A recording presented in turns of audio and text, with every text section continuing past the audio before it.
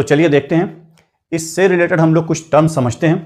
तो सबसे पहली बात जो हम लोगों को समझनी है वो है पैरेलल लाइंस। तो सबसे पहले हम लोग देखते हैं पैरेलल लाइंस। पैरेलल लाइंस क्या होती हैं? When two lines in a same plane do not intersect each other at any point, इसमें कह रहा है कि जब दो लाइनें किसी भी एक सेम प्लेन में एक दूसरे को किसी भी पॉइंट पे इंटरसेक्ट नहीं करती हैं, आइदर प्रोड्यूसिंग बोथ साइड्स, चाहे उनको दोनों साइड से हम कितना भी आगे बढ़ा दें वो एक दूसरे को इंटरसेक्ट नहीं करती, the lines are called parallel lines. तो ऐसी लाइनों को पैरेलल लाइंस कहते हैं। इस बात को हम फिगर से समझ लेते हैं। मैंने एक यहां लाइन ड्रॉ की है, इस लाइन को मैं नाम दे दे रहा हूं लाइन ए बी, और मैंने एक दूसरी लाइन यहां ड्रॉ की है, इस लाइन को मैं नाम दे दे रहा हूं सी डी। एक लाइन ए बी और एक लाइन सी डी।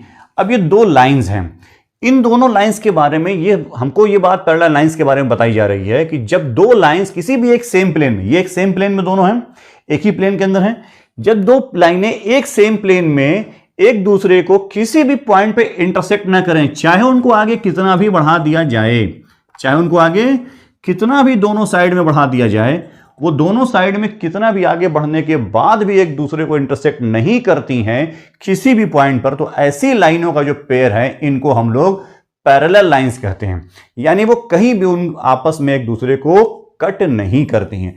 तो ये लाइनें क्या कहलाती हैं? Parallel lines. अब इस बात को एक और एग्जांपल हम देकर समझाते हैं। अगर हमारे पास दो लाइंस इस तरह से हैं, दो लाइंस इस तरह से हैं, देखने में ये दोनों लाइन भी एक दूसरे को इंटरसेक्ट नहीं कर रही हैं।